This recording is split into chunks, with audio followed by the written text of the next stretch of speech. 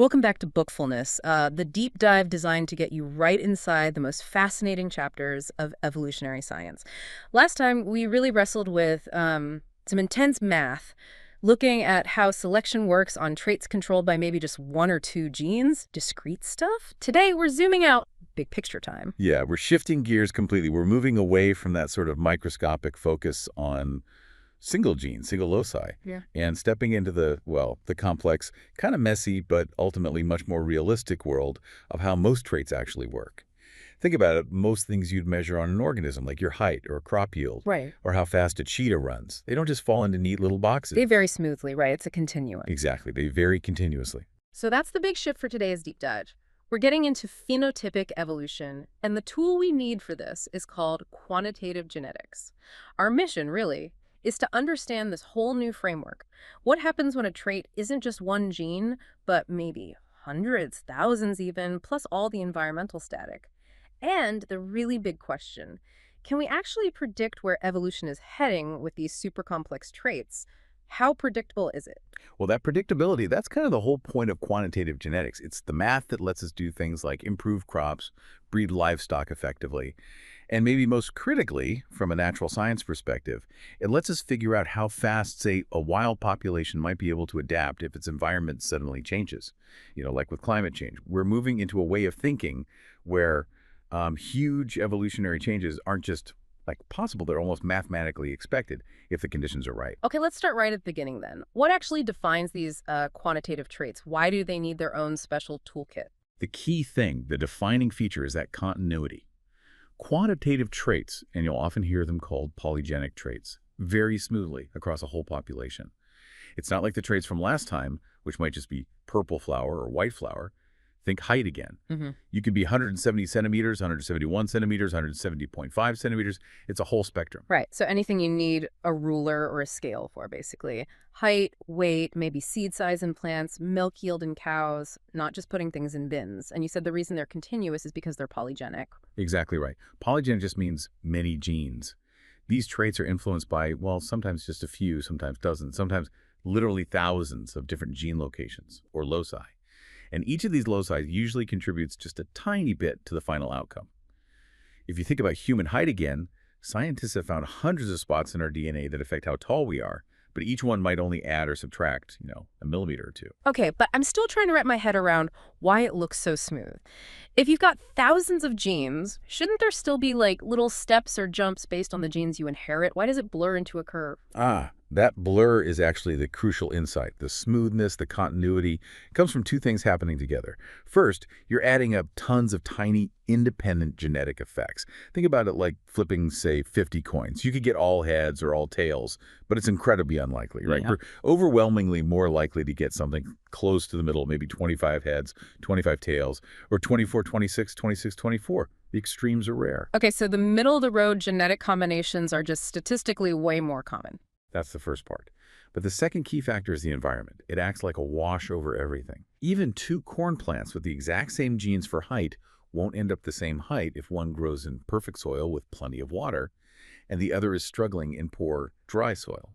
So when you look at a whole field or a whole population, all those little environmental differences, tiny variations in sunlight, water, nutrients, they just smooth out any remaining genetic steps. And that combination, lots of genes plus environmental noise, leads us straight to that picture everyone knows, the normal distribution. That classic bell-shaped curve, yeah. You see it everywhere for these kinds of traits, like in figure 6.2 showing human height. Most people are clustered around the average height because that reflects the most common mix of genes and, typical environmental conditions. Being extremely tall or extremely short is rare because it requires inheriting almost all the tall alleles or all the short alleles, plus having environmental factors pushing you in that same direction. So it's an unlikely combination. Okay, that makes sense. Now, let's talk about what this means for evolution. This polygenic setup seems to unlock some serious potential for change, right? Back when we talked about single genes, evolution felt kind of limited by how common that one specific allele was. But if you've got 50 genes influencing a trait, the potential is just enormous. And this really is one of the most profound ideas from quantitative genetics. Figure 6.4 in the book models this brilliantly. Let's do a quick thought experiment. This is really worth understanding because it explains how you can get massive evolutionary change without waiting for brand new mutations to pop up. Okay, I'm ready. Let's imagine a tree, maybe shell thickness and some snail. And let's say it's controlled by 50 different genes. Perfect. Now imagine at the start, in our initial snail population, the allele that makes the shell slightly thicker, let's call it the thick allele, is not very common at each of those 50 gene locations. Say its frequency P is only 0.25. So the average snail has a certain shell thickness based on this mix. Now imagine the environment changes. Maybe a new crab predator arrives that cracks thin shells easily. So there's strong selection favoring thicker shell. Okay, selection kicks in. Right, relentless directional selection. Over many generations, this pressure pushes the frequency of that thick allele up at all 50 of those loci. Maybe goes from P 0.25 to P 0.75 at each spot. So that's a decent shift in frequency at each gene, but not like a complete takeover from 0 to 1, just a shift in the balance across many locations. Exactly. Now here's the key comparison. If that exact same frequency shift from 0.25 to 0.75 happened at only one single gene controlling shell thickness, the overall change in the population's average thickness would be, well, pretty modest. The average would shift a bit, sure, but the thickest snails in the new population probably wouldn't be much thicker than the very thickest ones you already had at the start. You'd still be mostly within the original range. Okay, makes sense for a single gene change. But what happens when that same shift, 0.25 to 0.75, happens across all 50 genes simultaneously? The result is just spectacular. The average shell thickness of the population can shift dramatically. It can move far, far outside the range of shell thickness that even existed in the original population. You might start with a population where the absolute thickest shell anyone had was, say, 10 millimeters. But after enough generations of selection acting on those 50 genes, the average shell thickness might become 15 millimeters or even 20. Whoa, wait, so the population evolves characteristics that were literally impossible genetically at the beginning. Yes. It's not using new mutations. It's using the existing genetic variation, the different alleles that were already there at those 50 loci, but shuffling them into completely new combinations through selection and recombination. Think of it like having a big box of Lego bricks. Maybe you've only ever built small houses with them before. But if you take all those same bricks and rearrange them in a new way, guided by a plan, you might suddenly be able to build a huge castle. The potential was always there in the pieces. You just needed the selective pressure to assemble them differently. That's actually a huge realization. It means that the raw material for major evolutionary change is often already present, hidden in the combinations within that bell curve. A species facing a crisis doesn't necessarily have to wait for some miracle mutation. Precisely. The capacity for large-scale change is often locked up in the standing genetic variation. Populations usually have way more potential to adapt than you might think at first glance, until they've really exhausted those combinatorial possibilities. Okay, that hidden potential makes a lot of theoretical sense.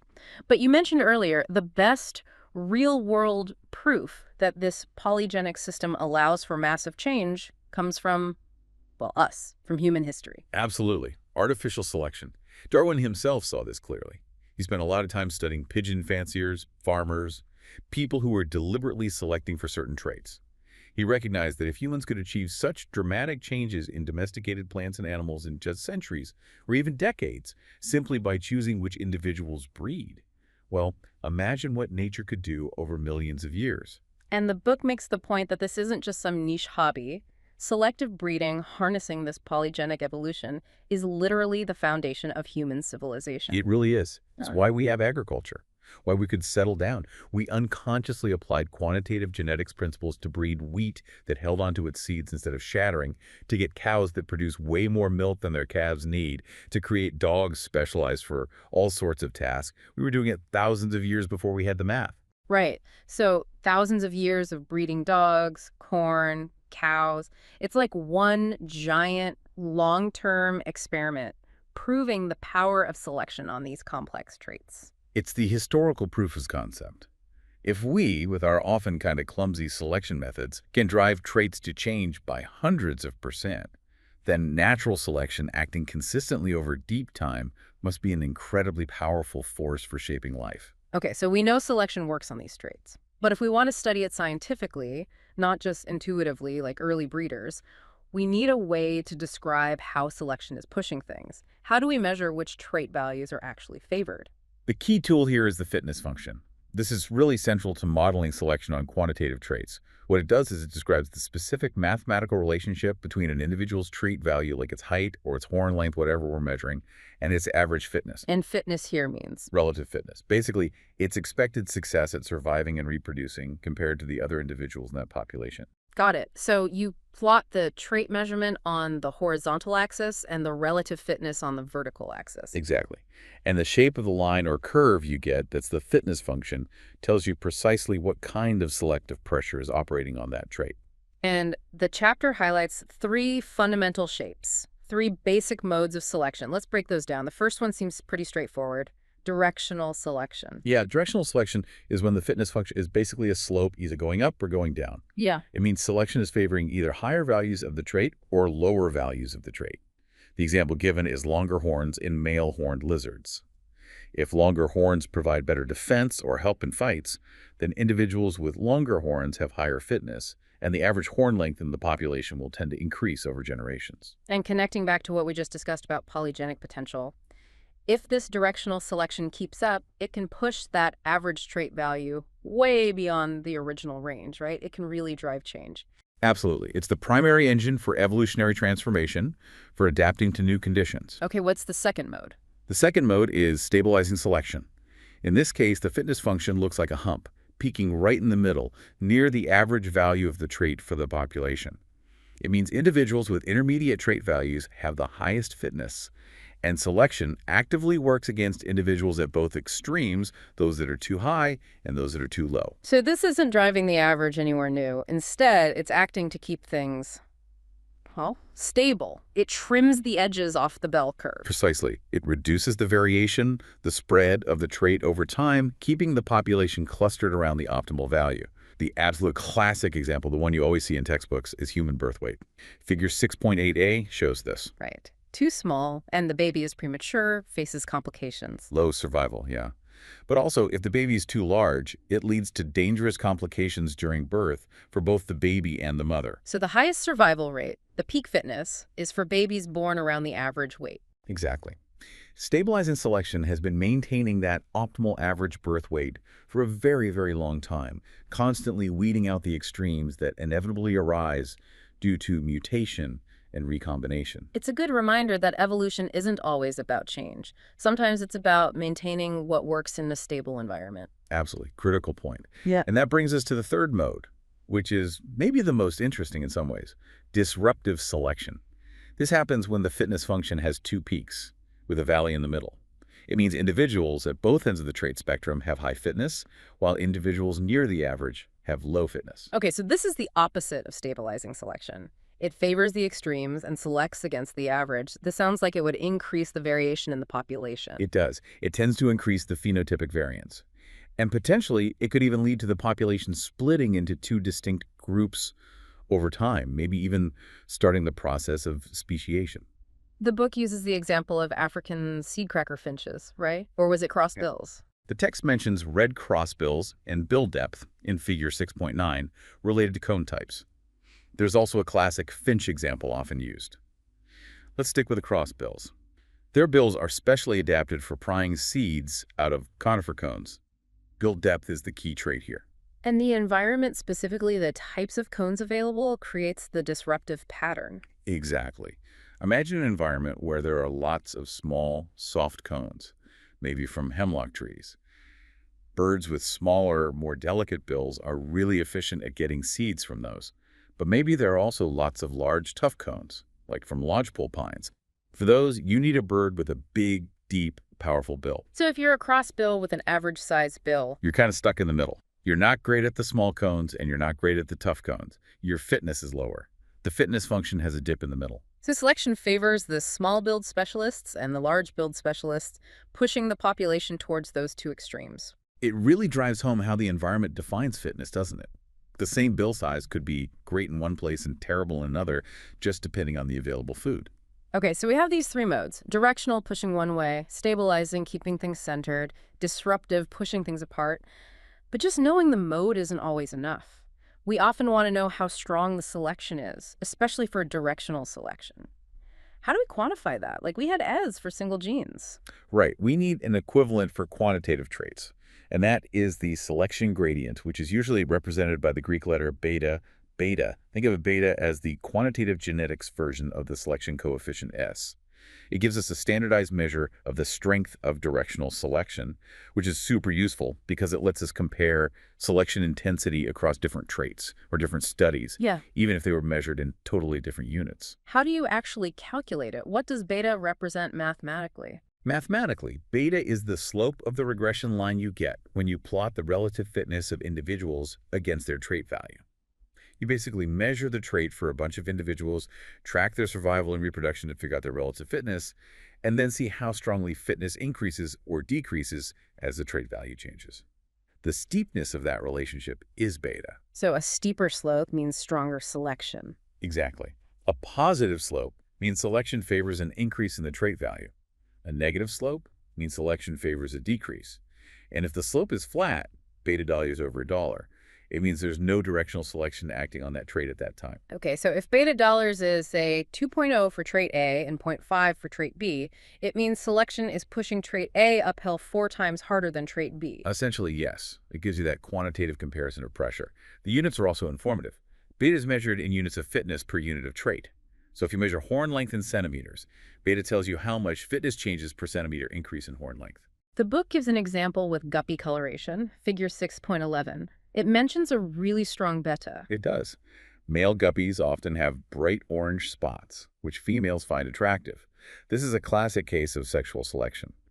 When researchers measured the relationship between the amount of orange coloration on a male and his mating success, which is a major component of fitness, they found a very steep positive slope. The selection gradient, beta, was 3.8. Wow, 3.8. What does that mean in plain English for a guppy? It means that for every extra unit of orangeness a male guppy had, however the researchers quantified that unit, his relative mating success went up by a factor of nearly 4. That's incredibly strong selection pressure from female choice, constantly favoring males that are more and more orange. That really puts a number on the selective pressure. Okay, so we have the fitness function showing the shape of selection and the selection gradient beta quantifying the strength of directional selection.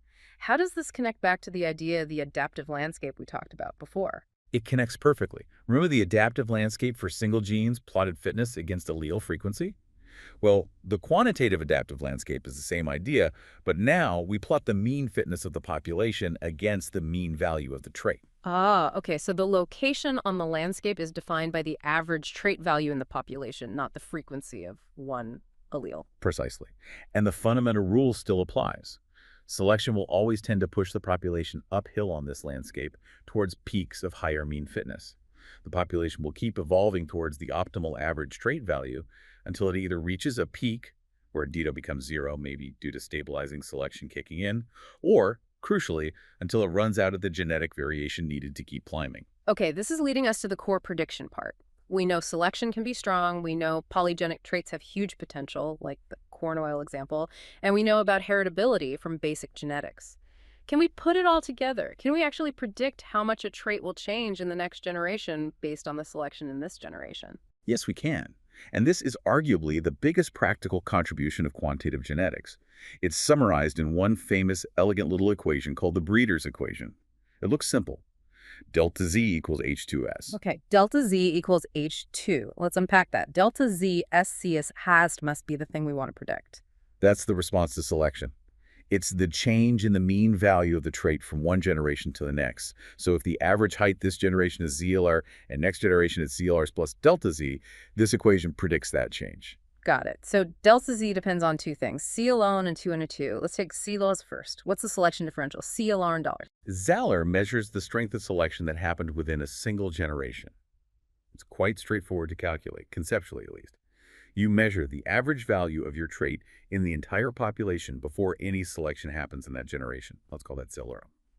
Then you figure out which individuals actually survive and reproduce successfully.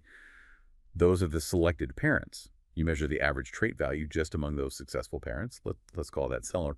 Zeller is simply the difference. Zellers of its parents. Okay, let me try an example.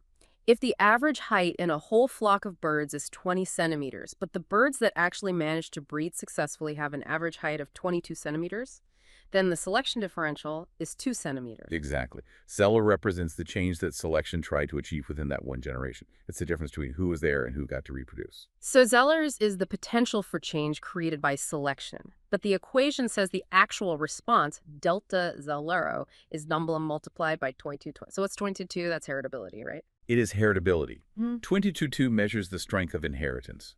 It tells us how much of the variation we see in the trait is actually passed down reliably from parents to offspring.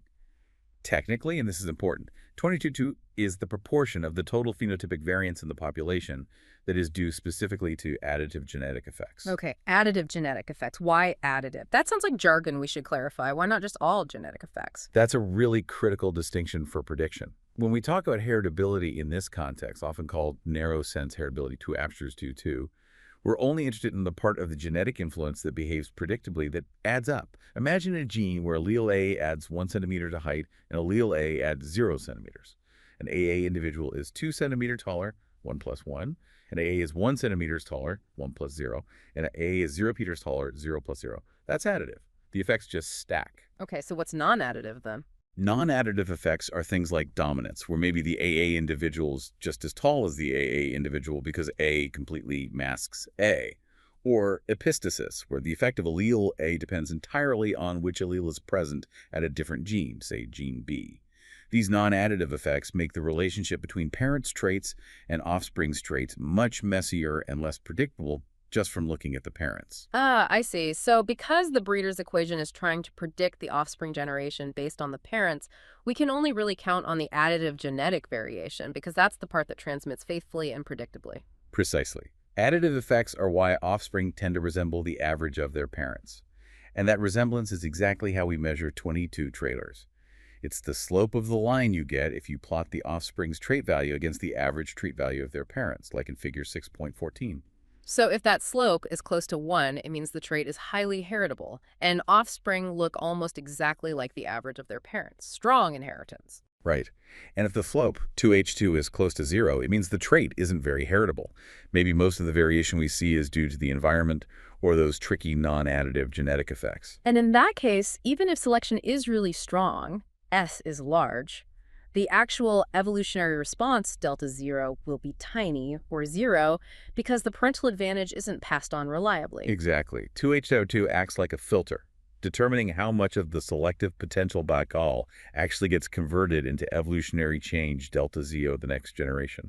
Delta Z equals H2C out. It's beautiful in its simplicity, really. And the power of this equation is really hammered home by those incredible long-term artificial selection experiments. The corn oil one is just mind-blowing. Yeah, the Illinois corn experiment is legendary. It started way back in 1896, I think. They selected one line of corn for higher oil content in the kernels and another line for lower oil content, generation after generation. They started with corn that had about 4.7% oil on average. And after more than 100 generations. The results were just staggering, as shown in figure 6.17. By consistently picking the highest oil plants to breed from, creating a positive zero every generation, the average oil content in the high line climbed steadily. After 107 generations, it had reached about 22% oil. 22%, that's almost a 5-fold increase. And crucially, the average ended up way higher than any corn plant in the original starting population. Absolutely. It's definitive proof. If a trait has decent heritability, 2H Nodell's wasn't even super high for oil content, maybe 0.2 or 0.3, and you apply consistent selection for long enough, you can unlock that hidden polygenic potential and drive evolution far beyond its initial boundaries. This predictive power, delta Z equals H2SE, isn't just for breeders, though. It has really stark implications for conservation biology today, especially with rapid environmental change. It leads to this idea of evolutionary rescue. Right. Imagine an environment changes abruptly. Maybe it gets much hotter, or a new pollutant appears. Suddenly, the population's current average trait value makes them poorly adapted. Their survival or reproduction rates plummet. The death rate might exceed the birth rate, and the population starts shrinking. So they're in trouble. They need to adapt fast. Exactly. The population enters this race against time, which figure 6.15a illustrates well. Can they evolve fast enough? Can the mean trait value, delta Z per generation, shift towards the new optimum quickly enough to get the average fitness back above the replacement level before the population size dwindles to 0 or becomes critically small? So survival depends directly on the factors in the breeder's equation. Absolutely. To be rescued, the population needs a high rate of adaptation, delta ZDOs. That means it needs either high heritability, plenty of additive genetic variation for selection to work with, or very strong selection, or both. And having a large initial population size helps too, because it buys the population more time, more generations to adapt before hitting critically low numbers. The book mentions a study on partridge peas, Chamaecrista fasciculata, that tested this in a climate change context. Yes, a sobering example. Researchers transplanted populations of this plant to locations predicted to match the warmer, drier climate expected in their home range by 2050. They saw, unsurprisingly, that the plants did worse. Their fitness was lower in the new stressful environment. C. Ehlers was definitely strong, favoring adaptation. But the crucial part was looking at the genetics. They estimated the potential for adaptation. Based on the available genetic variation, 26th, only one out of the 3 populations they studied seemed to have enough heritable variation to potentially adapt fast enough to keep pace with the predicted warming by mid-century.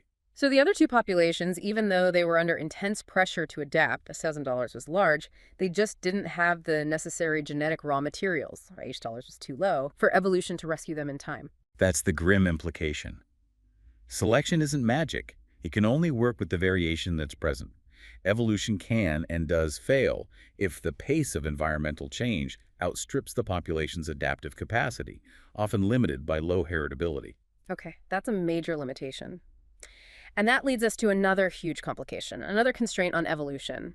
Traits rarely evolve one at a time. We have to think about genetic correlation and indirect responses. Yes. Things get even messier here, but also more realistic. It sounds complicated. It is, but it's fundamental to how organisms actually evolve. The issue is that different traits are often not genetically independent. The same genes might influence multiple traits, that's called pleiotropy, or genes affecting different traits might just be located physically close together on the same chromosome, so they tend to be inherited together. Think about something like arm length and leg length in humans. They're probably influenced by some shared genetic factors related to overall growth, so they are genetically correlated. Okay, so traits can be linked genetically. What does that mean for selection? It means that selection acting on one trait can cause an evolutionary side effect in another, correlated trait. This is called an indirect response to selection. So even if there's no direct selection pressure on leg length itself, if there's strong selection to increase arm length, leg length might increase too, simply because they're genetically tied together. The book makes this distinction clearly. The total evolutionary change in a trait is the sum of its direct response from selection acting on it, plus its indirect response from selection acting on correlated traits. Exactly. And this sets up perhaps the most counterintuitive result in all of quantitative genetics. A trait can sometimes evolve in the direction opposite to what direct selection on that trait favors. Whoa, hold on. How can that happen? If selection favors, say, shorter legs, how on earth could legs end up getting longer over time? It can happen if that trait, shorter legs, which has negative direct selection, is genetically correlated, and specifically negatively correlated with another trait, say faster running speed, that is under incredibly strong positive selection. Imagine the genes that make legs shorter also happen to make the animal run slower, but the genes for longer legs make it run much faster. If escaping predators, running fast, is overwhelmingly important for survival right now, the intense selection for speed, trait 2, might be so strong that it drags leg length, trait 1, towards being longer, even if slightly longer legs have some minor direct disadvantage. Maybe they're less energy efficient. So the evolutionary benefit of improved speed is so massive it outweighs the direct cost of slightly less optimal leg length. And because the two are genetically linked, the legs get longer as a side effect of selection for speed. That's the idea. The unfit trait, longer legs in this hypothetical, essentially hitchhikes along with the genes for the highly fit trait speed because they are bound together by that genetic correlation. That really highlights how interconnected everything is within an organism's genome. These correlations must create all sorts of constraints, right? Absolutely. Genetic correlations are a major source of evolutionary constraints and trade-offs. They often prevent organisms from becoming perfectly adapted for every trait simultaneously. You can't always optimize everything at once. There are compromises baked into the genetic architecture. The example of dairy cows seems like a stark illustration of this kind of trade-off. It really is. For decades, breeders selected dairy cows almost exclusively for one trait, producing more milk. And they were incredibly successful. Milk yields went up dramatically. But this intense, single-minded directional selection had an unintended consequence. It caused a correlated decline in the cow's fertility.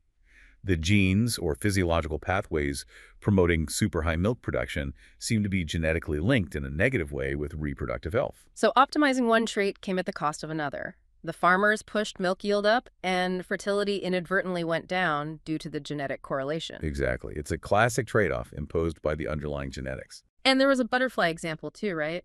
The squinting bush brown butterfly, Bicyclus aninana. What did that show? That experiment provided a neat visual of constraints. Researchers tried selecting on the eye spots on the butterfly's wings.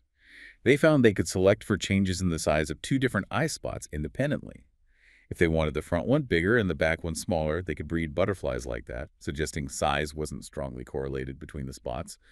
But they found they could not select for different colors on the two eye spots. If they tried to select for a darker front eye spot and a lighter back eye spot, they failed. The colors seemed to be controlled together by the same genetic pathway. Ah, so the genetic architecture created a constraint. Evolution could tinker with size somewhat independently, but color was locked across both spots. It shows selection can be blocked by these internal genetic rules. Exactly.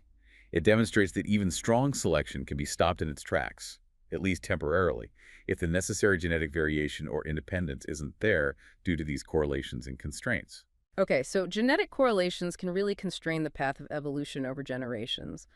But sometimes organisms need a faster solution, right? An immediate response to environmental change. That brings us to phenotypic plasticity. Right. Phenotypic plasticity is a fascinating concept. It's the ability of a single genotype, so an individual with a fixed set of genes, to produce different phenotypes, different observable characteristics when exposed to different environmental conditions. So it's like the organism has a built-in if-then switch. If the environment is X, develop phenotype A. If the environment is Y, develop phenotype B. That's a great way to think about it for adaptive plasticity, yeah. It allows an individual organism to adjust its body or behavior to suit the immediate conditions it finds itself in, without having to wait for natural selection to change gene frequencies across generations. It seems like a really powerful way to cope with fluctuating or unpredictable environments. It can be incredibly important for survival. And the book gives one of the most stunning examples with these spadefoot toad tadpoles, Spebombifrons. The figure 6.24, it's wild. A single tadpole genotype, depending on the cues it gets from its environment, can develop into one of two dramatically different forms, or morphs. One is just the sort of typical small-headed omnivorous tadpole eating algae and detritus. That's the default morph. But if certain environmental conditions are met, it can develop into this large-headed, carnivorous, even cannibalistic morph. This carnivore morph has a totally different head shape, much bigger jaw muscles, a modified gut. It's specialized for eating larger prey items, including other spadefoot toad tadpoles. Whoa! Cannibal morphs, what triggers that switch? It seems to be a combination of factors indicating urgency and opportunity. If the tadpole is in a temporary pond that's drying up really fast, signaling a need to grow quickly and metamorphose before it's too late, and if it happens to eat certain types of high-protein prey, like fairy shrimp or even another tadpole, those cues can trigger the developmental pathway to switch to the fast-growing carnivore morph. That's an amazing example of an adaptive plastic response. The environment directly shapes development to maximize survival chances in that specific situation. It's a high-stakes gamble, Right. but it shows the power of plasticity. Of course, we should remember, as the book notes, not all plasticity is adaptive. Sometimes an organism just looks different in a poor environment because it's stunted or stressed. A plant growing small in bad soil isn't necessarily adapting. It's just showing the negative effects of the environment. That's non-adaptive plasticity. Good point. But when it is adaptive, plasticity can act like a buffer, right? It lets the population hang on in a changed environment, perhaps buying time for slower genetic evolution to eventually catch up via the breeder's equation. Exactly. It can be a crucial first line of defense. Okay, let's circle back to the genes themselves. We've been talking about traits influenced by potentially thousands of genes. How on earth do geneticists actually find the specific regions of DNA that contribute to these complex traits? This sounds like finding needles in a genomic haystack. It is definitely challenging, but we have tools for it.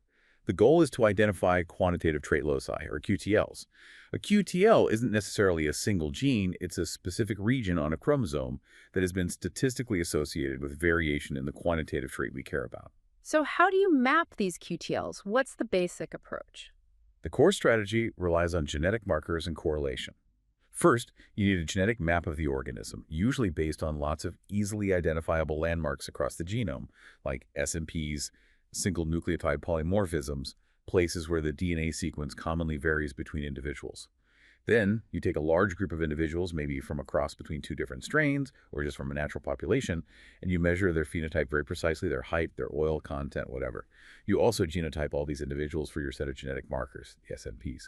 Finally, you do a statistical analysis. You ask, is having a particular version of a marker SNP, say SNP marker A, significantly associated with having a higher or lower value for the trait? Okay, so if individuals with the T version of S&P marker 123 consistently have thicker shells than individuals with the C version. Then you infer that a gene influencing shell thickness, a QTL, must be located somewhere physically close to SNP marker 123 on that chromosome. Because the marker and the actual causative gene are inherited together most of the time. Exactly. That's the principle of linkage disequilibrium again. The closer 2 points are on a chromosome, the less likely they are to be separated by recombination during meiosis, so they tend to travel together through generations. The marker acts like a flag pointing to the neighborhood where the QTL resides. This QTL mapping identifies fairly broad chromosomal regions. Getting down to the specific gene often requires more work. But even the mapping itself can reveal surprising things. Like what? Well, even though these traits are polygenic, influenced by many genes, QTL studies often find that a few specific QTLs have disproportionately large effects on the trait, while many others have only very small effects. It's not always thousands of genes all contributing equally. Ah, so the genetic control might be skewed, a few big players and lots of minor ones. Often, yes. The tomato example in the book illustrates this well. Domesticated tomatoes are huge compared to their wild relatives.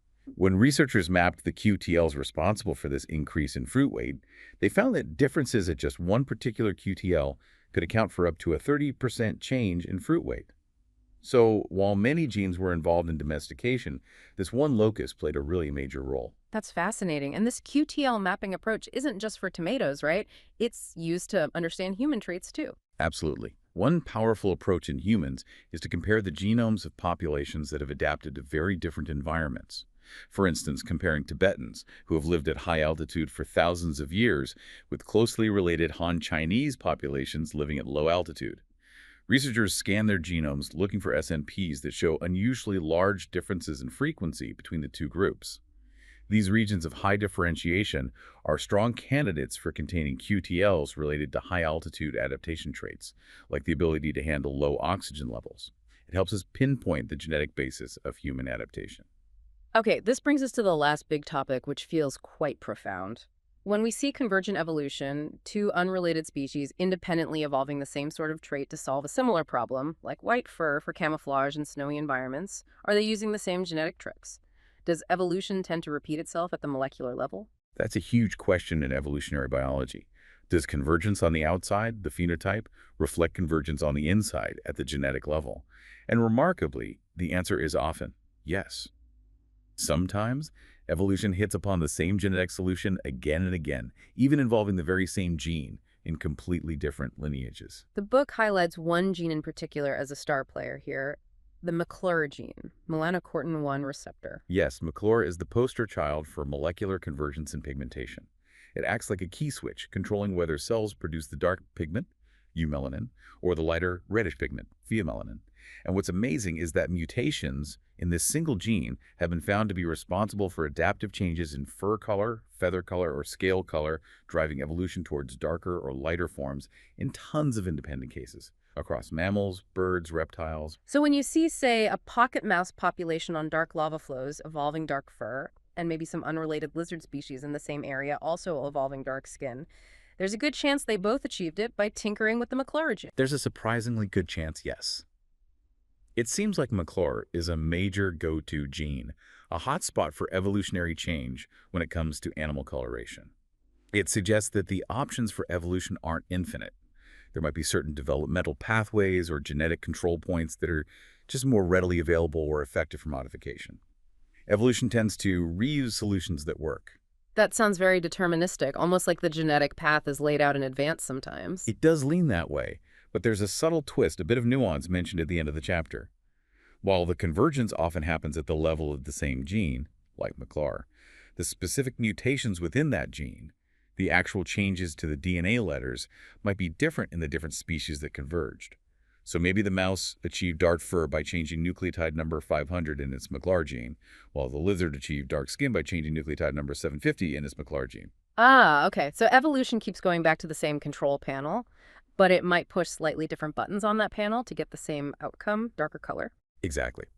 The overall strategy target this gene seems conserved, or likely, perhaps due to developmental constraints. But the precise molecular implementation can still show contingency, the effects of chance and history, in terms of which specific mutation arose first in each lineage. It's a fascinating mix of predictability and randomness. Hashtag, McTag, outro, Jane. Well, that seems like a good place to wrap up this deep dive into phenotypic evolution. We covered a lot of ground today. We really moved beyond thinking about single genes. We saw how these complex, continuous traits, the ones influenced by potentially hundreds or thousands of genes plus the environment, have this incredible hidden potential for change. Yeah, we saw that this polygenic architecture allows for huge evolutionary shifts, often just by reshuffling existing genetic variation without even needing new mutations. And we broke down the main ways selection acts on these traits: directional pushing the average, stabilizing keeping in the middle, and disruptive favoring the extremes. Plus, we learned how to measure the strength of directional selection with the selection gradient, data better. And then the core predictive tool, the breeder's equation, delta Z equals H2 SV. Such a simple formula, but it packs so much in. It shows how the evolutionary response, delta Z, depends critically on both the strength of selection and the strength of inheritance, the heritability, it told you. And we realize that heritability itself is limited by the need for additive genetic effects for prediction, and that the whole process is constrained by those tricky genetic correlations, leading to trade-offs like the dairy cows losing fertility as milk yield went up. That's right. And we touched on how organisms cope too, sometimes through immediate adjustments via phenotypic plasticity. Remember those cannibal toad tadpoles? And how geneticists actually track down the genes involved using QTL mapping, often finding that even complex traits can have a few major genetic control points, which sometimes leads to that amazing molecular convergence where different species hit upon the same gene, like McLaren, to solve similar evolutionary problems. Okay, so this whole framework, fitness functions, selection gradients, the breeder's equation, it paints a picture of evolution as a fairly predictable, deterministic process, doesn't it? Selection identifies the fittest, heritability passes it on, populations climb those adaptive landscapes. It does emphasize the power and predictability of selection, yes, but it leads to a really important counterpoint, a big question. Mhm. What happens when the driving force isn't this steady push of selection? What if evolution is just random, driven by pure chance? Ah, that's the perfect setup for our next deep dive. We're going to shift focus completely. Next time, we leave the predictable slopes of selection behind and venture into the world of the random walk of evolution, known as genetic drift. It's a force that becomes incredibly powerful, especially when populations get small and selection maybe loses its grip. Exactly. Join us next time as we explore what happens when an allele's fate hangs not on its fitness benefit, but just on the luck of the draw. Thanks for listening to Bookfulness. We hope you'll join us for the next deep dive.